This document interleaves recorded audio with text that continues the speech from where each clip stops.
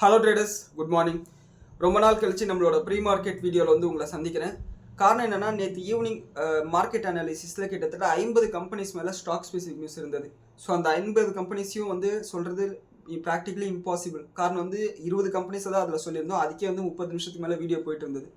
So அதனால தான் வந்து பாக்கி இருக்கக்கூடிய 30 கம்பெனிஸை வந்து இந்த வீடியோவில் வந்து நம்ம போட்டிருக்கோம். இதே மாதிரி வேறு எப்பயாவது வாய்ப்பு கிடைச்சா நம்ம ப்ரீ மார்க்கெட்டில் சந்திக்கலாம். அண்ட் என்னன்னா, இன்னைக்கு காலையில் நம்மளோட கிஃப்ட் நிஃப்டி கிட்டத்தட்ட 100 பாயிண்ட் அளவுக்கு கேப் டவுன் சொல்லிட்டு இண்டிகேட் பண்ணிட்டு இருக்கு. அதுக்கு காரணம் ஈரான் அமெரிக்கா வந்து மறுபடியும் வந்து இந்த டீல் நடக்காமல் போகிறதுக்காக என்னென்ன செய்யணுமோ அதெல்லாம் செஞ்சுட்டு இருக்காங்க. ஸோ இது ஒரு நெகட்டிவான விஷயமா பார்த்து க்ரூட் ஆயில் கிட்டத்தட்ட 4% அளவுக்கு ஏறி இருக்கு. கிட்டத்தட்ட $83 பக்கத்தில் வந்துருச்சு 79லேருந்து. ஸோ அது மட்டும் இல்லாமல் நம்மளோட அரசாங்கத்துக்கிட்டேருந்து ஒரு அப்டேட் வந்திருக்கு. என்னன்னா, டொமஸ்டிக் கேஸ் சிலிண்டர் இருக்கு இல்லையா, அதில் வந்து ஒரு $18 அளவுக்கு எக்ஸ்ட்ரா வந்து ஒரு டேக்ஸை போடலான்னு சொல்லிட்டு பிளான் பண்ணிட்டு இருக்காங்க. இந்த டேக்ஸ் எதுக்குன்னா, இந்த இந்தியாவுக்குள்ளார கேஸ் ஸ்டோரேஜ் ஃபெசிலிட்டிஸை அதிகப்படுத்துறதுக்காக இந்த டேக்ஸை போட போகிறோம்னு சொல்லியிருக்காங்க. ஸோ இது இன்னும் வந்து அஃபிஷியலாக வந்து டிக்ளேர் பண்ணலை. சோர்சஸ் மூலிமா ரிப்போர்ட்ஸாக தான் வந்து பப்ளிஷ் ஆயிருக்கு. ஸோ இதுக்கான அப்டேட் வரும்போது நம்ம அதையும் வந்து நம்ம வீடியோவில் வந்து மென்ஷன் பண்ணுவோம். அண்ட் ஏமனில் அந்த நாட்டோட மிலிட்ரி வந்து ஒரு மிலிட்ரி ஆப்ரேஷன் வந்து தொடங்கியிருக்காங்க ஹவுத்தீஸுக்கு எதிராக. இந்த ஏமன் நாட்டில் வந்து கவர்மெண்ட் வந்து அமெரிக்காவுக்கு சப்போர்ட்டு, ஆனால் அங்கே இருக்கக்கூடிய போராளி குழுக்கள் ஹவுத்தீஸ் வந்து ஈரானுக்கு சப்போர்ட். ஸோ இதை வந்து நோட் பண்ணிக்கோங்க. அதாவது பிரச்சனையை பெருசாக்கிறதுக்கு என்னென்ன செய்யணுமோ அதெல்லாம் செஞ்சுட்டு இருக்காங்க.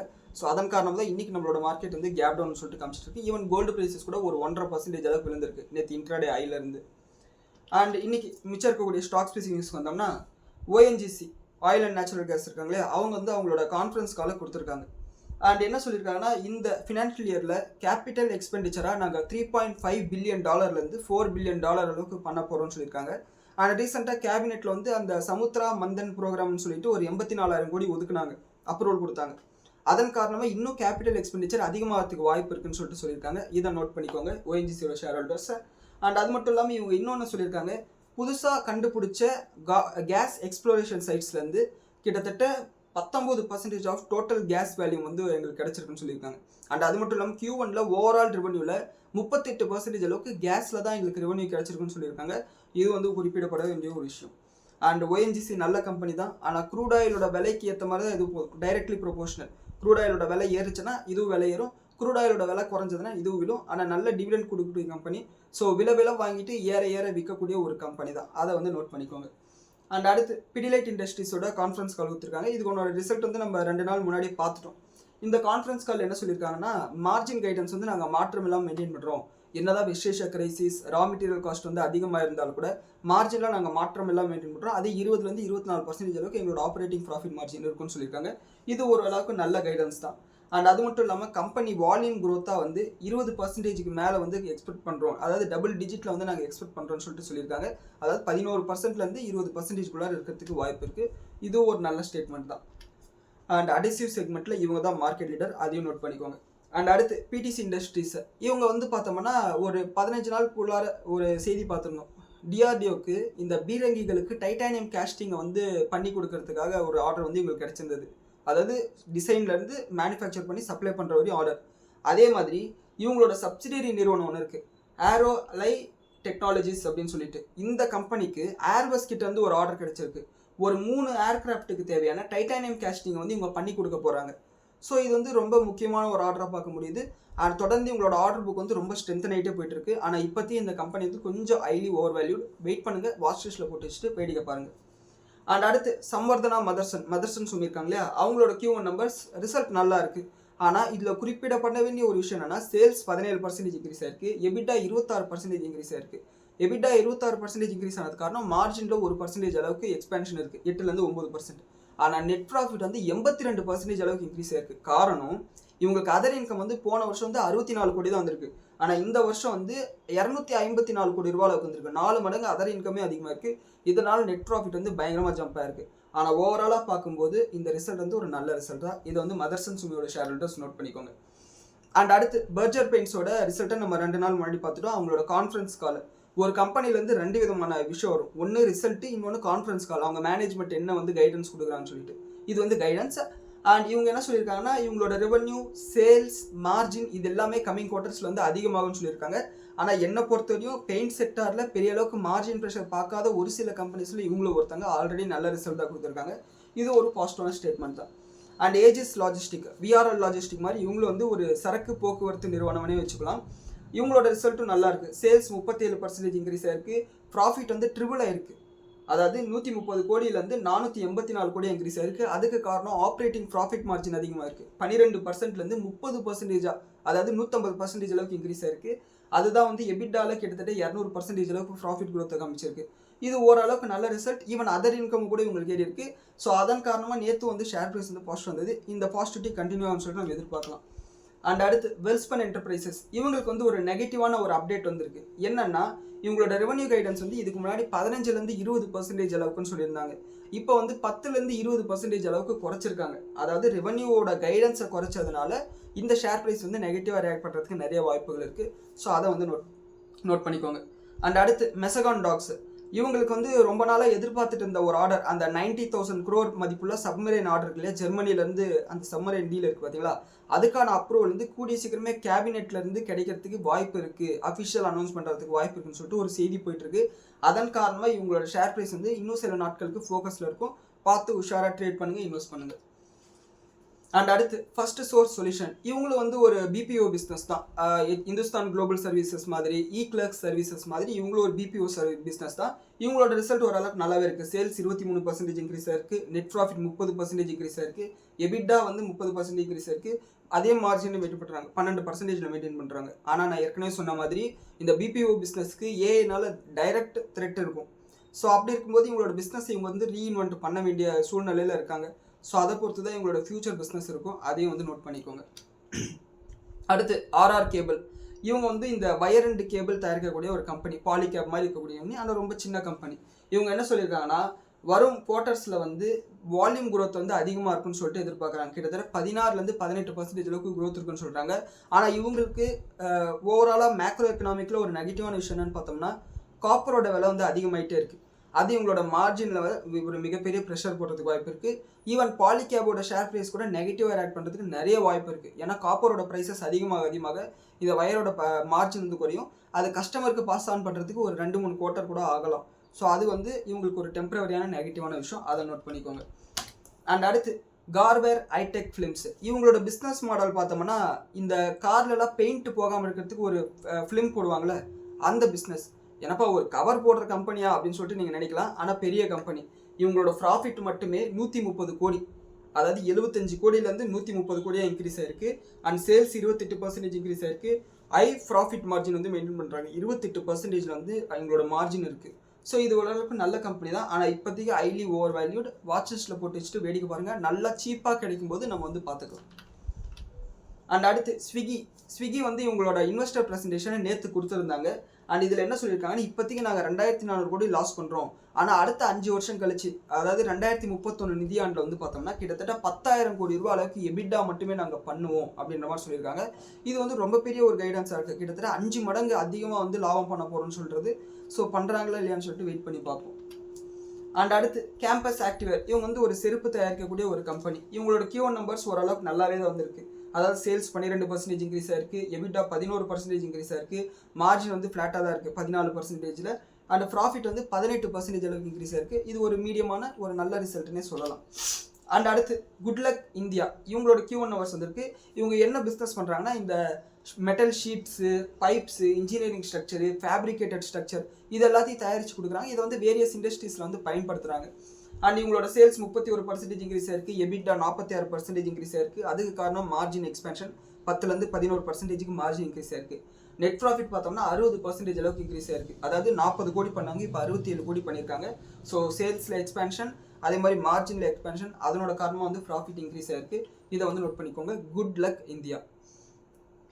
அண்ட் அடுத்து பஜாஜ் எலக்ட்ரிக்கல்ஸ், இவங்களோட Q1 நம்பர்ஸும் வந்து நல்லா வந்திருக்கு. என்னன்னா, இவங்களோட ப்ராஃபிட் வந்து 1 கோடியிலேருந்து 58 கோடியாக இன்க்ரீஸ் ஆயிருக்கு. அதாவது 1 கோடி ரூபா வந்து போன வருஷம் ப்ராஃபிட் பண்ணாங்க, இப்போ 58 கோடியாக இன்க்ரீஸ் ஆயிருக்கு. அண்ட் சேல்ஸ் 2% தான் இன்க்ரீஸ் ஆயிருக்கு. மார்ஜின் வந்து அப்படியே டபுள் ஆயிருக்கு. 3%லேருந்து 7% இன்க்ரீஸ் ஆயிருக்கு. அண்ட் இதன் காரணமாக வந்து அதர் இன்கமும் ஓரளவுக்கு இன்க்ரீஸ் ஆனதுனால ஒரு எக்ஸ்ட்ராடினரி ப்ராஃபிட் கொடுத்துருக்காங்க. இவங்க இதே மாதிரி ப்ராஃபிட்டை வந்து டிக்ளேர் பண்ணுவாங்களான்றதை நம்ம வெயிட் பண்ணி தான் பார்க்கணும். ஆனால் இப்போதைக்கு வந்து நல்ல ப்ராஃபிட்டு, மார்ஜின் எக்ஸ்பேன்ஷன் தான் முக்கியமான காரணமாக பார்க்கப்படுது. சேல்ஸ் வந்து 2% தான் குரோ இருக்குது. இதை நோட் பண்ணிக்கோங்க. பஜாஜ் எலக்ட்ரிக்கல்ஸ். அண்ட் அடுத்து டிடிகே ஹெல்த் கேர், இந்த ப்ரெஸ்டீஜ் கம்பெனி இருக்காங்களே அவங்களோட குரூப்பை சேர்ந்த ஒரு கம்பெனி. அண்ட் இவங்க வந்து business, food products, consumer care products, animal இந்த பவுல்ட்ரி மாதிரியான ப்ராடக்ட்ஸு, அண்ட் அது மட்டும் இல்லாமல் ஃபார்மா, இந்த மாதிரி எல்லா செக்மெண்ட்லையும் ஒர்க் பண்ணுறாங்க. மெடிக்கல் டிவைசஸில் கூட இவங்க இருக்காங்க. இவங்க வந்து ஒரு சின்ன கம்பெனி தான், ஒரு 1500 கோடி ரூபாய் கம்பெனி தான். இவங்களோட ப்ராஃபிட் வந்து 13 கோடியிலேருந்து 21 கோடிக்கு வந்து இன்க்ரீஸ் ஆயிருக்கு. அப்படியே 50% பக்கத்தில் இன்க்ரீஸ் ஆயிருக்கு. அண்ட் ரெவன்யூ வந்து 15% இன்க்ரீஸ் ஆயிருக்கு. மார்ஜின் வந்து 1% இருந்தவங்க இப்போ 5% வந்து இன்க்ரீஸ் பண்ணியிருக்காங்க. மார்ஜினில் ஒரு நல்ல எக்ஸ்பான்ஷன் பார்க்க முடியுது. இதை வந்து பார்த்துக்கோங்க. அண்ட் அடுத்து இடல்வைசிஸ் ஃபினான்ஷியல் சர்வீசஸ், என்னோட வாட்ச் லிஸ்ட்டில் என்னோட ஹோல்டிங்ஸில் இருக்கக்கூடிய ஒரு கம்பெனி தான். இவங்களோட ப்ராஃபிட் வந்து 83% இன்க்ரீஸ் ஆயிருக்கு. அண்ட் இதுக்கு காரணம் வந்து பார்த்தீங்கன்னா எபிட்டாவை விட அதர் இன்கமில் வந்து இவங்களுக்கு வந்து ஒரு நல்ல ஒரு இது இருக்குது. அதாவது இன்ட்ரெஸ்ட் காஸ்ட்டை வந்து குறைச்சிருக்காங்க. போன வருஷம் வந்து 686 கோடி ரூபாய் அளவுக்கு இன்ட்ரெஸ்ட் கட்டினவங்க, வட்டி கட்டினவங்க. இந்த வருஷம் வந்து 558 கோடி ரூபாய் கட்டியிருக்காங்க. போன வருஷம் அதர் இன்கம் வந்து 35 கோடி தான். இந்த வருஷம் வந்து 124 கோடியாக இன்க்ரீஸ் பண்ணியிருக்காங்க. இதன் காரணமாக எபிட்டா 26% குறைஞ்சிருந்தாலும் இந்த அதர் இன்கம் அதிகமாக வந்தது, இன்ட்ரெஸ்ட் காஸ்ட் கம்மி பண்ணதுனால ப்ராஃபிட் வந்து 83% அளவுக்கு இன்க்ரீஸ் ஆயிருக்கு. ஸோ இதுதான் ஒரு கம்பெனி எந்த அளவுக்கு கடனை வந்து கம்மியாக வச்சுருக்காங்களோ அந்த அளவுக்கு அவங்களோட லாபம் அதிகமாக இருக்கும். அவங்களோட காம்படிட்டர்ஸை கம்பேர் பண்ணும்போது, பியர் கம்பெனிஸை கம்பேர் பண்ணும்போது. அண்ட் அது மட்டும் இல்லாமல் நான் கன்வெர்ட்டபிள் டிபெஞ்சர்ஸை கொடுத்து ஒரு 1000 கோடி ரூபாய் அளவுக்கு ஃபண்ட் ரைசிங் பண்ணுறதுக்கு இவங்களோட போர்டு வந்து அப்ரூவல் கொடுத்துருக்காங்க. இதை வந்து நோட் பண்ணிக்கோங்க. அண்ட் அடுத்து ரேட் கெயின் டிராவல் டெக்னாலஜிஸ், இவங்க வந்து பார்த்தீங்கன்னா சாஃப்ட்வேர் ஆஸ் எ சர்வீஸை வந்து இந்த ட்ராவல் அண்ட் டூரிசம் இண்டஸ்ட்ரியில் மட்டும் ப்ரொவைட் பண்ணக்கூடிய ஒரு கம்பெனி. ஸோ கிட்டத்தட்ட வந்து நீங்கள் இந்த GoIbigo அந்த மாதிரியெல்லாம் வெப்சைட் இருக்குது பார்த்தீங்களா, அந்த மாதிரியான ஒரு பிஸ்னஸ்ன்னு வச்சுக்கோங்க. ஸோ இவங்களோட ரிசல்ட் வந்து ஓரளவுக்கு நல்லாவே இருக்குது. ப்ராஃபிட் வந்து ஆல்மோஸ்ட் 100% டபுள் ஆயிருக்கு. ரெவன்யூ ட்ரிபிள் ஆயிருக்கு. மார்ஜின் எக்ஸ்பேன்ஷன் ஆயிருக்கு. எபிட்டாவும் ட்ரிபிள் ஆயிருக்கு. இது ஒரு நல்ல ரிசல்ட் தான். ஸோ இன்றைக்கி எப்படி ரியாக்ட் பண்ணது வந்து சொல்லிட்டு வெயிட் பண்ணி பார்க்கலாம். ட்ரெண்டோட ரிசல்ட் வந்திருக்கு. ரிசல்ட் நல்லா தான் இருக்குது. இருந்தாலும் கூட மார்க்கெட்டில் இந்த கம்பெனியை வந்து ஆல்ரெடி தூக்கி கொண்டு போய் உட்கார வச்சிருக்கனால அந்த சாட்டிஸ்ஃபை பண்ணுற அளவுக்கு இந்த கம்பெனியோட ரிசல்ட் இல்லை. ரெவன்யூ 18% இன்க்ரீஸ் ஆயிருக்கு. எபிட்டா 32% இன்க்ரீஸ் ஆயிருக்கு. மார்ஜினில் எக்ஸ்பென்ஷன் 17லேருந்து 19%. அண்ட் நெட் ப்ராஃபிட் வந்து பார்த்தோம்னா 21% இன்க்ரீஸ் ஆயிருக்கு. 425 கோடியிலேருந்து 518 கோடியாக இன்க்ரீஸ் ஆயிருக்கு. நல்ல ரிசல்ட் தான், ஆனால் ஆல்ரெடி ஓவர் வேல்யூட் பார்த்துக்கோங்க. அண்ட் அடுத்து ப்ராக்டர் கேம்பிள் ஹெல்த், இவங்களோட Q1 ரிசல்ட் வந்து பார்த்தோம்னா 66 கோடியிலேருந்து 96 கோடிக்கு வந்து இன்க்ரீஸ் ஆயிருக்கு. 45% அளவுக்கு ப்ராஃபிட் மட்டுமே இன்க்ரீஸ் ஆயிருக்கு. அண்ட் இதுக்கு முக்கியமான காரணம் வந்து பார்த்தோம்னா எக்ஸப்ஷனல் கெயின்ஸ் வந்து ஒரு 10% அளவுக்கு ப்ராஃபிட்டில் வந்து கான்ட்ரிபியூட் பண்ணியிருக்கு. அண்ட் எபிட்டா வந்து 10% இன்க்ரீஸ் ஆயிருக்கு. மார்ஜினும் கூட ஒரு 1% அளவுக்கு எக்ஸ்பேன்ஷன் பார்க்க முடியுது. இது வந்து ஒரு நல்ல மெச்சூரான ஒரு கம்பெனி. இதுக்கு மேலே க்ரோத் இருக்காது, ஆனால் வேல்யூ பார்த்து இன்வெஸ்ட் பண்ணலாம். அதை வந்து நோட் பண்ணிக்கோங்க. 21வது கம்பெனி ப்ளூ ஸ்டார், அதான் ஏசி விற்கக்கூடிய கம்பெனி. இவங்களோட ரிசல்ட் வீக்காக தான் இருக்குது. வழக்கம் போல வேர்ல்ட் ஃபுல்லில் பார்த்த அதே மாதிரியான காரணங்கள் தான். சேல்ஸ் 13% இன்க்ரீஸ் ஆயிருக்கு. மார்ஜின் குறைஞ்சிருக்கு. எபிட்டா குறைஞ்சிருக்கு. நெட் ப்ராஃபிட் 20% குறைஞ்சிருக்கு. 120 கோடி லாபம் பண்ணாங்க, இப்போ 103 கோடி தான் பண்ணியிருக்காங்க. இதுக்கு காரணம் இந்த காப்பரோட விலையேற்றம், West Asia crisis, supply chain disruption, இது எல்லாத்தையுமே காரணமாக சொல்லலாம். அண்ட் இவங்களோட எம்டி என்ன சொல்கிறாங்கன்னா, எங்களுக்கு வந்து இந்த டேட்டா சென்டரில் இந்த எலக்ட்ரோ மெக்கானிக்கல் ப்ராஜெக்டான பிஸ்னஸ் வந்து கிடைக்கிறதுக்கு வாய்ப்பு இருக்குது. அதன் காரணமாக வந்து கம்மிங் குவார்ட்டர்ஸில் வந்து எங்களோட வால்யூம் ப்ராஃபிட் எல்லாமே இன்க்ரீஸ் ஆகும்னு சொல்லியிருக்காங்க. இது பண்ணுறாங்களா இல்லையான்னு சொல்லிட்டு நம்ம வெயிட் பண்ணி பார்க்கணும். ஆனால் இது வந்து ஒரு பாசிட்டிவான ஒரு ஸ்டேட்மெண்ட் தான் மேனேஜ்மெண்ட் கிட்ட இருந்து. அண்ட் அடுத்து TCI எக்ஸ்பிரஸ், இவங்களும் வந்து ஒரு logistic company. Aegis logistic, VRL logistic மாதிரி TCI எக்ஸ்பிரஸும் ஒரு லாஜிஸ்டிக் கம்பெனி. அண்ட் இவங்களோட சேல்ஸ் 9% இன்க்ரீஸ் ஆயிருக்கு. ப்ராஃபிட் 5% இன்க்ரீஸ் ஆயிருக்கு. அண்ட் எபிட்டா 12% இன்க்ரீஸ் ஆயிருக்கு. மார்ஜினில் கொஞ்சோண்டு ஒரு ஏற்றம் பார்க்க முடியுது. 10.78% அளவுக்கு இருக்குது. இந்த VRL லாஜிஸ்டிக் கம்பேர் பண்ணும்போது ஏஜஸ் லாஜிஸ்டிக் கம்பேர் பண்ணும்போது கொஞ்சம் வீக்கான ரிசல்ட் தான். ஆனால் ஓரளவுக்கு நார்மலான ஒரு ரிசல்ட்னு சொல்லலாம். நெகட்டிவில் போல, அது வரையும் நல்லது. அண்ட் அடுத்து ஒரு IPO வந்து ஒரு ரிலீஸ் ஆயிருக்கு. என்னன்னா லெட் இருக்குல்ல, இந்த பேட்டரியிலலாம் இருக்கக்கூடிய லெட்டை வந்து ரீசைக்கிள் பண்ணக்கூடிய ஒரு பிஸ்னஸை பண்ணக்கூடிய ஒரு கம்பெனி இவங்க. அதாவது RDE இண்டஸ்ட்ரீஸ், ARDEE இண்டஸ்ட்ரீஸ். இன்னைக்கு வந்து last date. As of now grey market premium வந்து 30% காமிக்குது. 50 ரூபா ஷேர் இது. 15 ரூபா பக்கத்தில் கிரே மார்க்கெட் ப்ரீமியம் காமிக்குது. அண்ட் இவங்களோட IPO டீட்டெயில்ஸ் பார்த்தோம்னா மொத்த இஷ்யூ சைஸ் வந்து 425 கோடியே 87 லட்சம்.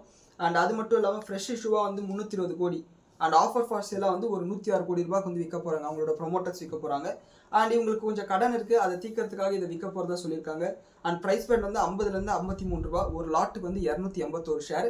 அண்ட் லிஸ்டிங் கெயின்ஸாக வந்து பார்த்தோம்னா லிஸ்டிங் டேட் வந்து பார்த்தோம்னா ஆகஸ்ட் 12 இன்றைக்கி தான் அப்ளை பண்ணுறதுக்கான லாஸ்ட் டேட். இவங்களோட வேல்யூவேஷன் ஓரளவுக்கு நல்லாவே இருக்குது. அதாவது PE ரேஷியோ 19 இருக்குது போஸ்ட் லிஸ்டிங்கில். அண்ட் ROE வந்து 81%, ROC வந்து 44% இருக்குது. நான் வந்து இந்த கம்பெனி வந்து லிஸ்டிங் கெயின்ஸுக்காக வந்து வாங்க போகிறேன். லாங் டேர்முக்கு நான் வந்து பிளான் பண்ணலை. காரணம் வந்து லெட்ன்றது ஒரு கமாடிட்டின்றதுனால கமாடிட்டி சைக்கிளோட டைரெக்டாக வந்து அது ப்ரொபோஷனேட்டாக இருக்கும். கிராஃபைட் இந்தியா மாதிரி, வேதாந்தா மாதிரி இந்த மாதிரி கிராஃபைட் கமாடிட்டி சைக்கிளோட அது டைரக்ட் ப்ரொபோஷனலாக இருக்கிறதுனால நமக்கு அதில் வந்து ரிஸ்க் அதிகம். ஏறும் இறங்கும். அதனால் வந்து நான் லிஸ்டிங் கெயின்ஸ்க்காக அப்ளை பண்ணுறேன். 30% கிடைக்கிறதுக்கு வாய்ப்பு இருக்குது. அண்ட் அடுத்து லாய்ட் இன்ஜினியரிங் ஒர்க்ஸ். இவங்களும் வந்து பார்த்தோம்னா இந்த கம்பெனிஸ்க்கு தேவையான ஹெவி மிஷினரிஸை வந்து ப்ரொடியூஸ் பண்ணி மேனுஃபேக்சர் பண்ணி கொடுக்கக்கூடியவங்க. முக்கியமாக வந்து இவங்க பவர் செக்டாரில் இருக்கக்கூடிய கம்பெனிஸ்க்கு வந்து ஹெவி மிஷின்ஸை வந்து உற்பத்தி பண்ணி கொடுக்குறாங்க. பாய்லர்ஸு, ஸ்டீமர்ஸு, டர்பைன்ஸ் இந்த மாதிரியான ப்ராஜெக்ட்ஸ்க்கு, அதாவது steel plant, power plant, nuclear plant boilers இந்த மாதிரியான விஷயங்களுக்கு ரெடி பண்ணி கொடுக்குறாங்க. அண்ட் இதெல்லாம் வந்து கண்ணுக்கு தெரியாத கம்பெனிஸ், ஆனால் பெரிய ஆர்டர்ஸ் வந்து உங்களுக்கு கிடைச்சிட்டு இருக்கும். B2B orders. ஏன்னா வந்து இப்போ வந்து பாய்லர்ஸாக இருக்கட்டும், இந்த மாதிரி பவர் பிளான்ட்ல இருக்கட்டும், ஒரு 2-3 வருஷத்துக்கு கண்டிப்பாக அதை மாற்றணும், 5 வருஷத்துக்கு மாற்றணும்னு சொல்லிட்டு கண்டிப்பாக அவங்க வந்து ரூல்ஸ் வந்து மெயின்டைன் பண்ணுவாங்க. அதனால ரெகுலராக ஆர்டர் கிடைச்சிட்டே இருக்கும். அண்ட் இவங்களோட ப்ராஃபிட் வந்து அப்படியே டபுள் ஆயிருக்கு. 17 கோடியிலேருந்து 43 கோடியாக இன்க்ரீஸ் ஆயிருக்கு. ரெவன்யூ 143% இன்க்ரீஸ் ஆயிருக்கு. எபிட்டா 150% இன்க்ரீஸ் ஆயிருக்கு. ஆனால் மார்ஜினில் வந்து 14%லேருந்து 12.25% குறைஞ்சிருக்கு. காரணம் கமாடிட்டியோட விலை ஏறினதாக கூட இருக்கலாம். ஸோ இதை வந்து நோட் பண்ணிக்கோங்க. அண்ட் அடுத்து கிராம்ப்டன் கிரீவ்ஸ். இவங்க வந்து பார்த்தீங்கன்னா அந்த ஆம்பர் எலக்ட்ரிக் இல்லை அந்த கிராம்ப்டன் கிரீவ்ஸ்ன்றது இந்த ஃபேன் தயாரிக்கக்கூடிய கம்பெனி. இவங்க வந்து என்னென்னா இவங்களோட ப்ராஃபிட் வந்து 12% அளவுக்கு இன்க்ரீஸ் ஆயிருக்கு. கிரீவ்ஸ் காட்டன் தான் இந்த ஆம்பேர். இந்த கிரீவ்ஸ்ன உடனே எனக்கு அங்கே ஸ்ட்ரைக் ஆயிடுச்சு. கிராம்ப்டன் கிரீவ்ஸ் வந்து பார்த்தோம்னா இவங்களோட ப்ராஃபிட் வந்து 12% அளவுக்கு இன்க்ரீஸ் ஆயிருக்கு. 125 கோடியிலேருந்து 140 கோடியாக வந்து ப்ராஃபிட் இன்க்ரீஸ் ஆயிருக்கு. ரெவன்யூ வந்து 200 கோடியிலேருந்து 223 கோடியாக இன்க்ரீஸ் ஆயிருக்கு. ரெவன்யூ வந்து 11% இன்க்ரீஸ் ஆயிருக்கு. எபிட்டா இன்க்ரீஸ் ஆயிருக்கு. மார்ஜின் வந்து மார்ஜினால இன்க்ரீஸ் ஆயிருக்கு. 9.5%லேருந்து 10% இன்க்ரீஸ் ஆயிருக்கு. ஸோ இது ஓரளவுக்கு நல்ல ரிசல்ட் தான். And NCC Nagarjuna construction company. இவங்க வந்து பார்த்தீங்கன்னா இவங்களோட ப்ராஃபிட் வந்து 13% இன்க்ரீஸ் ஆயிருக்கு. ரெவன்யூ வந்து 12% இன்க்ரீஸ் ஆயிருக்கு. அண்ட் எபிட்டா 20% இன்க்ரீஸ் ஆயிருக்கு. மார்ஜின் டபுள் ஆயிருக்கு. இது ஓரளவுக்கு நல்ல ரிசல்ட் தான். மார்ஜினில் ஒரு எக்ஸ்பென்ஷன் பார்க்க முடியுது. அண்ட் LIC இவங்களோட ரிசல்ட் வந்து கொடுத்துருக்காங்க. ரெவன்யூ 7% இன்க்ரீஸ் ஆயிருக்கு. எபிட்டா வந்து 34% இன்க்ரீஸ் ஆயிருக்கு. நெட் ப்ராஃபிட் 24% இன்க்ரீஸ் ஆயிருக்கு. ப்ரீமியம் கலெக்ஷன் அதிகமாக இருக்கிறதுனால இந்த அளவுக்கு ஒரு நல்ல ரிசல்ட்டை கொடுக்க முடிஞ்சிருக்கு. ஆனால் வந்து இவங்கள முதலீடு பண்ணுறது அந்த அளவுக்கு ப்ராஃபிட்டபுளாக நமக்கு இருக்காது. ஈவன் நீங்கள் ஒரு 10% லாஸ்ட்டில் இருந்தீங்கன்னா கூட பல்ல கடிச்சிட்டு வெளியே வந்துட்டு வேற எங்கேயாவது அந்த 10% எடுக்க முடியுமான்னு பாருங்கள். மாட்டிக்காதீங்க இந்த மாதிரி கம்பெனிஸில். இந்த மாதிரி கம்பெனிஸ் எல்லாம் லிஸ்டிங் கெயின்ஸ்க்காக நானும் அப்ளை பண்ணேன். ஒன்ஸ் லிஸ்டிங் கெயின்ஸ் எனக்கு கிடைக்கல, இது அலாட்மெண்ட் கிடைக்கல. லிஸ்டிங் கெயின்ஸ் கிடைச்சோன்னே விட்டுட்டு வெளியே வந்துடணும். போதும் 10% இவங்க கிட்ட இருந்து லாபம் சம்பாதிச்சுமா போதும் அப்படின்னு சொல்லிட்டு நினைக்கணும் இந்த மாதிரி கம்பெனிஸில். அண்ட் கிர்லோஸ்கர் ஆயில் இன்ஜின்ஸ் இவங்களுக்கு வந்து ஒரு மார்ஜின் ப்ரெஷர் பார்க்க முடியுது இவங்களோட Q1 நம்பர்ஸில். அண்ட் ப்ராஃபிட் வந்து பார்த்தோம்னா 17% அளவுக்கு குறைஞ்சிருக்கு. ரெவன்யூ 13% அளவுக்கு இன்க்ரீஸ் ஆயிருக்கு. 18% மார்ஜின் இருந்தது 15% குறைஞ்சிருக்கு. அதனால தான் ப்ராஃபிட்டில் வந்து ஒரு இறக்கத்தை வந்து பார்க்க முடியுது.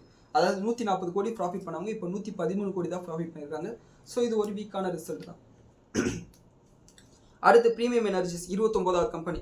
இவங்க வந்து சோலார் செல்லு சோலார் பேனலில் மேனுஃபேக்சர் பண்ணக்கூடிய கம்பெனி. வாரி எனர்ஜிஸோட பியர் கம்பெனி. இவங்களோட ரிசல்ட் வந்து ஓரளவுக்கு வந்து மோசமாக தான் இருக்குது. என்னன்னா ஒரே ஒரு விஷயம் அதில் மோசமான விஷயம்னா மார்ஜின் ப்ரெஷர். அந்த மார்ஜின் ப்ரெஷர் மட்டும் இல்லைன்னா இது சூப்பர்னு சொல்லியிருக்கலாம். ப்ராஃபிட் வந்து 50% இன்க்ரீஸ் ஆயிருக்கு. ரெவன்யூ 35% இன்க்ரீஸ் ஆயிருக்கு. ஆனால் மார்ஜின் வந்து 1.5% அளவுக்கு குறைஞ்சிருக்கு. இது ஒரு நெகட்டிவான விஷயம் தான். ஏன்னா இந்த கம்பெனிஸ் எல்லாம் வந்து ஹைலி ஓவர் வேல்யூ. மார்க்கெட் வந்து இது எங்கேயோ போக போகுது அப்படின்னு சொல்லிட்டு வேல்யூஷன் கொடுத்து வச்சிருக்கு. இது வந்து தொடர்ந்து ஒரு 2-3 குவார்ட்டராக வந்து மார்ஜின் ப்ரெஷர்லேயே வந்து கண்டினியூ ஆகிட்டு இருக்கு. இவங்களும் வந்து மார்ஜின் ப்ரெஷர் சரியாயிடும் சொல்கிறாங்க. ஆனால் இவங்களுக்கு நெகட்டிவாகவே வெஸ்ட் ஏஷியா கிரைசிஸ் வந்து கண்டினியூ ஆகிட்டு இருக்கு. என்ன பண்ண போகிறாங்கன்னு தெரியல. ஆனால் ரிசல்ட் ஓரளவுக்கு நல்ல ரிசல்ட் தான். ஆனால் மார்க்கெட்டில் ஆல்ரெடி உங்களை ஏற்றி வச்சிருக்கனால எப்படி மார்க்கெட் ட்ரேக் பண்ண போகுதுன்னு சொல்லிட்டு நம்ம வெயிட் பண்ணி தான் பார்க்கணும். அண்ட் அடுத்து 30வது கம்பெனி குல்ஷன் பாலியால்ஸ் GULSHAN. இவங்க வந்து ரொம்ப சின்ன கம்பெனி. ஆனால் என்னென்னா எத்தனால் உற்பத்தி பண்ணக்கூடிய கம்பெனி. இப்போ E20 பெட்ரோல் இருக்கக்கூடிய அதில் கலக்கக்கூடிய எத்தனால் உற்பத்தி பண்ணுறாங்க. இவங்களோட ப்ராஃபிட் வந்து 300%, அதாவது 3 மடங்கு அதிகமாக இருக்குது. 13 கோடியிலேருந்து 53 கோடியாக இன்க்ரீஸ் ஆயிருக்கு. அண்ட் ரெவன்யூ 8% இன்க்ரீஸ் ஆயிருக்கு. மார்ஜின் வந்து 6%லேருந்து 13% இன்க்ரீஸ் ஆயிருக்கு. அண்ட் எபிட்டா வந்து அப்படியே டபுள் ஆயிருக்கு. ஸோ இது ஓரளவுக்கு நல்ல ரிசல்ட் தான். எத்தனாலோட தேவை இருக்கிற வரையும் இந்த மாதிரி கம்பெனிஸோட ரிசல்ட் வந்து நல்லா தான் இருக்கும். இதை நோட் பண்ணிக்கோங்க. அண்ட் அப்போலோ டயர்ஸ் இவங்களோட ரிசல்ட் கொடுத்துருக்காங்க. மார்ஜின் ப்ரெஷர் மட்டும் இருக்குது. மற்றபடி எல்லாமே நல்லா தான் இருக்குது. அண்ட் ப்ராஃபிட் வந்து ஃப்ளாட்டாக தான் இருக்குது. 349 கோடி. அண்ட் ரெவன்யூ வந்து 13 கோடியாக இருக்குது. 13% ஏறி இருக்குது. ப்ராஃபிட் ஃப்ளாட்டாக இருக்குது. எபிட்டா வந்து ஃப்ளாட்டாக இருக்குது. மார்ஜின் ப்ரெஷர் வந்து 13.5% 11% அதுக்கு மார்ஜின் குறைஞ்சிருக்கு. ஸோ இதுக்கு காரணம் வந்து பார்த்தீங்கன்னா குளோபலாக இருக்கக்கூடிய அன்சர்டனிட்டி. அதான் கமாடிட்டியில் இருக்கக்கூடிய பிஸ்னஸ் வந்து டைரெக்டாக இம்பாக்ட் ஆகும் இந்த கமாடிட்டி சைக்கிள் காரணமாக. அண்ட் அடுத்து பிரிட்டானியா இண்டஸ்ட்ரீஸ் இந்த மில்க் பிக்கிஸ் பிஸ்கெட்லாம் இருக்கு இல்லையா, அவங்களோட Q1 நம்பர்ஸ். இவங்களோட ப்ராஃபிட் வந்து 521 கோடியிலேருந்து 591 கோடியா 14% அளவுக்கு இன்க்ரீஸ் ஆயிருக்கு. அண்ட் ரெவன்யூ 8% இன்க்ரீஸ் ஆயிருக்கு. மார்ஜினும் எக்ஸ்பேண்ட் ஆயிருக்கு. என்னை பொறுத்தவரையும் இன்னும் ஒரு நல்ல ரிசல்ட் தான். ஏன்னா ஒரு பெரிய கம்பெனி இந்த அளவுக்கு ஒரு 14% growth காமிக்கிறதே ஒரு நல்ல ரிசல்ட் தான். ஆனால் மார்க்கெட் இது எப்படி எடுத்துக்க போகுதுன்னு தெரியல, நம்ம வெயிட் பண்ணி தான் பார்க்கணும். ஸோ இதுதான் நான் சொன்ன அந்த 32 கம்பெனிஸ் பற்றின செய்திகள். பாருங்கன்னா இப்போவே வந்து 20 நிமிஷம் தாண்டிடுச்சு. அண்ட் நேற்று வந்து 35 நிமிஷம் பக்கத்தில் இருந்தது அந்த வீடியோ. 55 நிமிஷம் வீடியோனா என்ன பண்ணுறது, அதனால தான் வந்து பிரிச்சுட்டேன். ஸோ இப்போ நம்ம குளோபல் மார்க்கெட் பார்த்துருவோம். இப்போ நம்ம பேசிகிட்டு இருக்கும்போது கிஃப்ட் நிஃப்டி வந்து 90 பாயிண்ட் அளவுக்கு கேப் டவுன்னு சொல்லிட்டு காமிக்குது. அண்ட் க்ரூட் ஆயில் பார்த்தோம்னா $83.55, அதாவது அப் ட்ரெண்டில் தான் இருக்குது. இன்றைக்கி இன்ட்ராடேவோட உச்சத்தில் இருக்குது. இன்னமும் ஏறுறதுக்கான வாய்ப்புகள் நிறையா இருக்குது. ஏஷியன் மார்க்கெட் பார்த்தோம்னா ஜாப்பனீஸ் இண்டெக்ஸ் வந்து 1% டவுனில் இருக்குது. காஸ்பை இண்டெக்ஸ் வந்து 0.5% அளவுக்கு டவுனில் இருக்குது. அண்ட் நேற்று அமெரிக்கன் மார்க்கெட் பார்த்தோம்னா டவ் ஜோன்ஸ் வந்து 1% அளவுக்கு நெகட்டிவ்ல க்ளோஸ் இருக்குது. நாஸ்டாக் வந்து ஒரு 0.5% டவுனில் இருக்குது. அண்ட் S&P 500 ஃப்ளாட்டாக தான் இருக்குது. கோல்டு ப்ரைஸஸ் 4253, கிட்டத்தட்ட 1% அளவுக்கு நேற்று இன்ட்ராடே ஆயிலேருந்து விழுந்திருக்கு. ஸோ இதுதான் இப்போதைக்கு குளோபலாக இருக்கக்கூடிய விஷயங்கள். ஸோ இன்றைக்கி உங்களுக்கு ஒரு ப்ராஃபிட்டபுளான டே அமைய என்னோட வாழ்த்துக்கள். நன்றி, வணக்கம், ஜெய்ஹிந்த்.